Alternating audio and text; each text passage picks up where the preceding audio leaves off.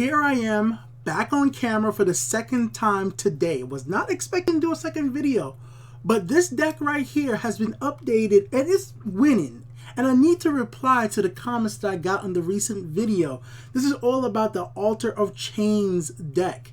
And I want to just let you guys know right off the bat, bam and bam. Thank you for those comments, specifically the one right here from Jonathan, explaining how his deck works, the Altar of Chains, because this is his deck. And I completely forgot about the combo that Tormentor could do with freaking Snake Tooth Necklace. And since I have taken focus on that combo and I've went ahead and re-entered in the Archmage back into this deck, but I did go ahead and take out the 9-draw, I forgot what he's called, but the guy who charges over the head, and just replaced it with Nested Vipers to keep the set at 50 cards. This deck has been kicking ass. So I definitely am going to keep the close calls and leave out those 2 extra Wish Mothers, because I'm about to show you some gameplay, guys, that will really show you that this deck really actually has potential. And look at my win streaks right now, and I'm like, for Altar Spirit deck, I'm kind of happy. I'm kind of happy that I found this so randomly on Legends deck and it's working out. As you guys will see, let's go all the way back to when I first got the deck. So I first got the deck over here. I won, then I lost, and won, and then lost. I was like, man, this is doing not that great. So then I went ahead and changed the deck to what I'm having right now, and just everything turned around to the point that now I'm playing some of these matches in ranked, and they're actually playing out pretty well. So let's get all the stuff off the screen, make my camera smaller, and let's get into the actual gameplay and show you what this deck is actually all about when it's played better. Because I think I did an injustice to his deck the first time I showcased it. I did not showcase that this deck really has those great combos. I made mistakes and I forgot about certain combos in the game. But that's what it's all about, guys. Sometimes you make mistakes and I want to correct it. So let's get into it right now with this match. So this is pre-recorded, obviously. Alright. So we see the Snake Tooth Necklace, got that on the first turn. On the right side, I went ahead and put out, well, the Recruit. Then I got my Tormentor right over there. So you guys I'm already thinking in my head, oh yeah, these combos really well together. And of course, like I said before, just want to show you guys in the background, I do have some gameplay of rank here, winning rank matches with this deck. So alter the deck up slightly, but it's working in both casual and rank play, as you guys saw from the win streak. So right here, I went ahead and put on the Shackle right here on my own creature.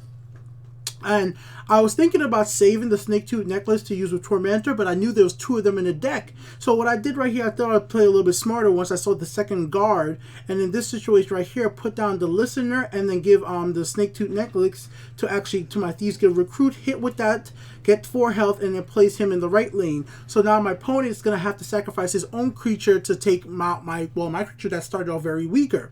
And I obviously don't have any ways to shackle yet, so I didn't think of really that would be the smartest move right now to have to put out Tormentor that early. So that's what I was just kind of thinking right there in that situation. I'm hoping that the audio of the game is not too high, because I know I've had problems with that in the past. I turned it down quite a bit, and I'm trying to talk a little bit louder and try to talk a little bit slower. But what I'm excited about this game, guys, I like to be hyped. I like this game a lot, and I can't wait to see what they're going to do with the next patch. We're already hearing stuff from on the forums. We actually had the developers come off, so they understand the game's very aggro heavy, and they're going to make some different balance changes to that, and people are talking about that as well on Reddit. I finally joined Reddit. And I'm kind of a noob, because like the first video I posted on Reddit, it has the not safe for work tag, and I have zero clue how to remove it. Like, I'm a Reddit noob like crazy right now, but I'm really into this community right now. I'm seeing like how positive it is to each other. Like, I do think there's a little too many calls for nerfs, but anyways, here we go, guys. Right there off the bat, hit him up. That worked out really well. I have another Tormentor in my freaking hand, so that's not a bad thing right there. My opponent gets the Prophecy draw, as he's not playing with something like, well, obviously Intelligence. I didn't have no worry of it being a Lightning Bolt, so he had to use that creature. So obviously I'm gonna lose my creature right here, which definitely is gonna be devastating, but still I'm looking pretty good in health. I have a decent amount of creatures in my hand, and I have the Tome there as well to draw cards, and I have Lightning Bolts to remove. So it might look like, yeah, like my tempos has slowed down, but overall, I think my hand was good enough that I was able to play with that just fine. Then we saw Moonlight Werebat, and I wasn't have to see that. I saw 2 drain creatures in a row. I was like, yeah, that doesn't look so good. But then I was like, okay, that's a great draw right there. So we put that there, put this here. Now I'm just hoping that my opponent doesn't have the strength creature that has the ability to silence me. So if he was able to silence my own creature, the Tormentor, I would have been screwed in that scenario. But then I was thinking, even if he silenced my creatures, then I do have the option to actually go ahead and use Close Call and return it back to my hand. That's what I've actually done a lot of times with this deck. I use Close Call on Tormentor in the right situation, and it just freaking saves my ass because he returns back to my hand and I can play him out again. I mean, I love the delay ability of this deck, man. It's so much fun. And as you guys see, all the creatures my opponent is summoning right now are not strong enough. So we're going to do it right there. The Necklace, Winter's Grasp, and you already know what's going to happen right here. Bam, bam, bam, bam.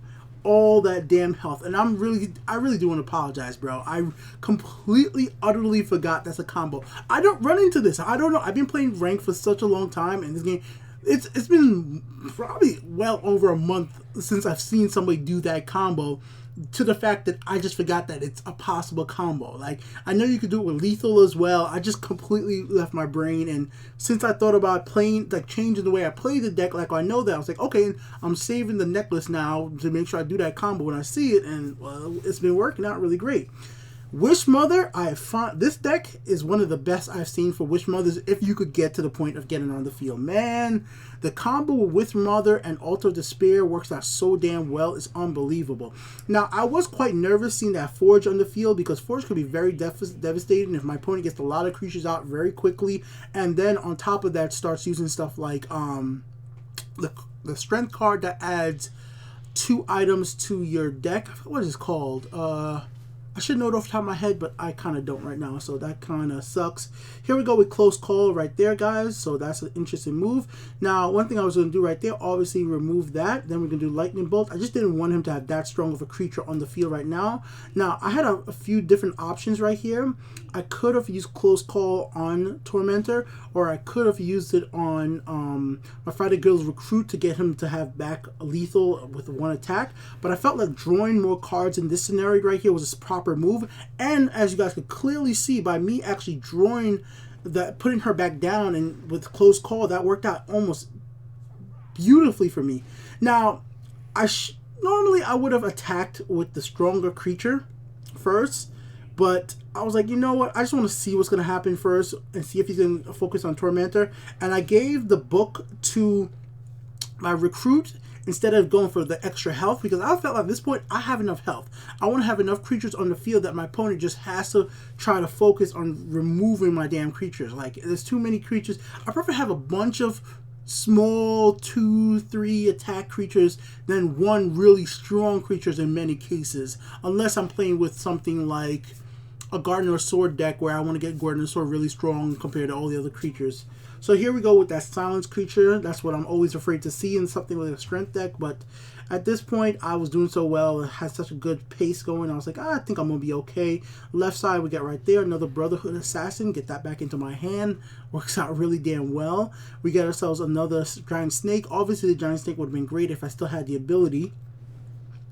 I removed my own creature's ward just because I wanted to be able to draw more cards. I was afraid that there was going to be stuff my opponent could possibly do to wipe out my monsters. Just different things that my opponents will have options to do. So I just wanted to, you know what? I want to make sure that at all times I possibly get more cards. I'm not too afraid of attacking in many situations, so I'm just going to keep on going with it. But as you guys see right here, go right there. Boom.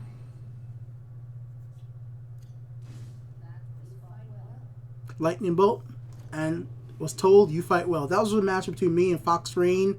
I had another match with him that went 30 minutes. The same guy, I had another match with him with 30 minutes. I don't think he was playing the same deck, but because he played me before and knew what was expecting, boy oh boy, he gave me a hard time. But I got to play out till I had 3 cards. I was running out of cards because of Altar of Despair. And that was because of that match too. It really made me learn so much more about this deck. So I was really happy to actually fought somebody. Well, this is, like I said, this is a problem with it being in early beta. And especially for rank, I've run into the same people so many times that I could start learning their damn decks. And I mean, obviously he started learning my deck just from that one time running into him in casuals. Now, I play a lot more than most people, so most people may not have run into other people. I'll play at least 2 hours almost daily, like definitely. So eventually you're going to run into the same people. So let's turn this one down. I'm not going to play through the whole match of this ranked match right here, but I do want to at least show some of it. So we're just going to skip through it little by little because it is kind of longer than the last match right here.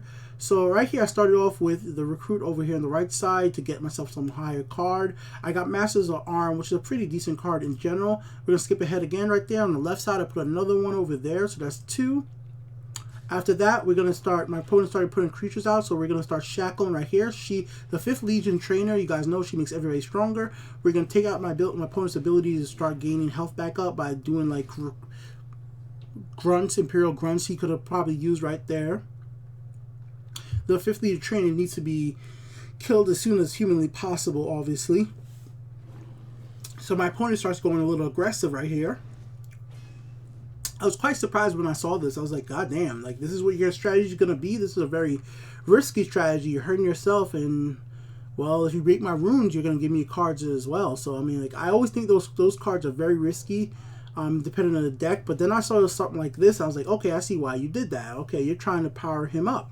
So this is where I just started getting a little nervous. I'm like, I got to play this pretty smart. And I had to think this for a second, like, what am I going to do? I got to play this out correctly. So I go here, hit for, you know, hit for the 2 right there. Then I was trying to think about, do I do Mace of Encumbrance? Do I do Winter's Grasp and stop everybody? It was a real gamble, but in the end I actually go with a Mace of Encumbrance. And the reason I went with Mace of Encumbrance is because I wanted to kill 5th Legion Trainer, but I kind of wanted to still keep another monster on the field. So I was like, you know what? A better move right here would be, for me, in this situation, I'm not sure what you guys would do, was to shackle him, take off 5th Legion Trainer with the recruit, still keep 2 creatures in the right lane, 1 in the left lane, and the 1 in the left lane is going to be able to chill there because my opponent's not going to be focused on it.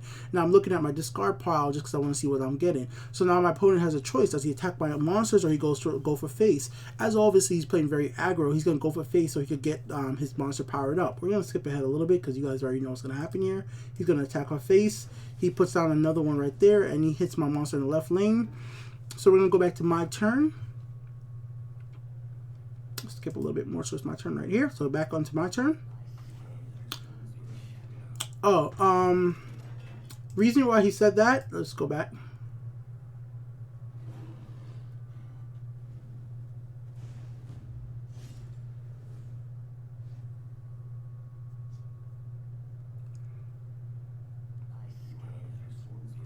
Because in the situation right here, he looks like he's gonna win. Like, I mean, not win, but he looks like he's in a very good place.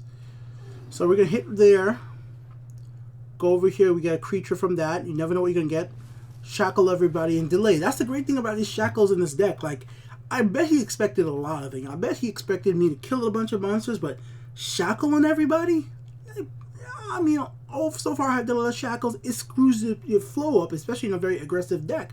And because of the fact that this is kind of anti-aggro, I love that. I guess the aggro is such a big thing in the game right now that I just thought it was so great. Because look, he went ahead with, I didn't expect him to do that. I mean, like, alright, you could do a lot of damage right here, but obviously if I just went ahead and did a bunch of freaking shackles before, the odds of me shackling again is very high.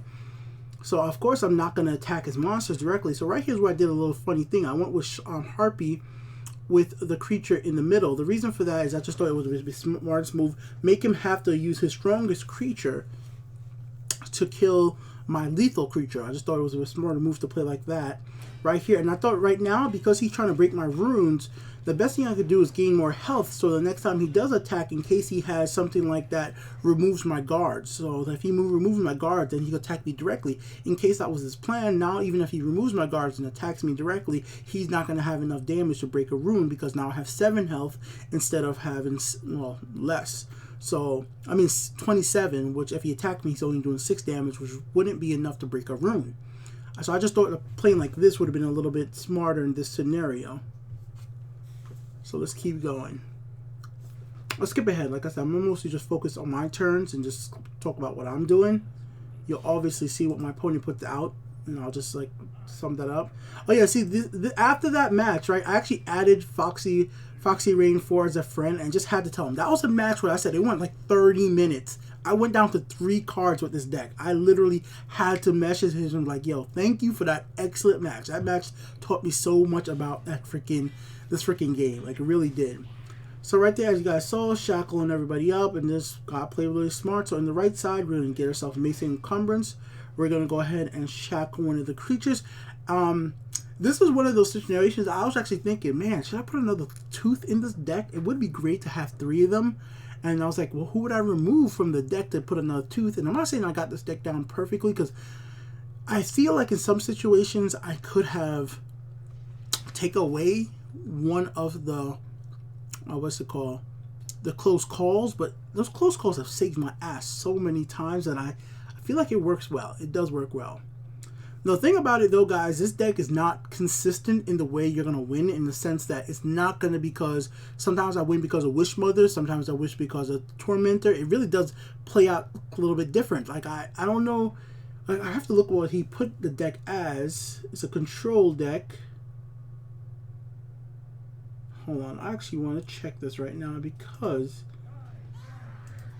I want to exactly see exactly what he wrote down for the deck type. Let's go to my save decks. Okay, so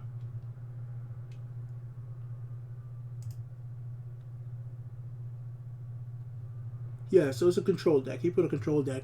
Definitely a control deck with some mid-range flair, because you're controlling the field, but it's very much has, you could adapt to the situation very well depending on how you want to play.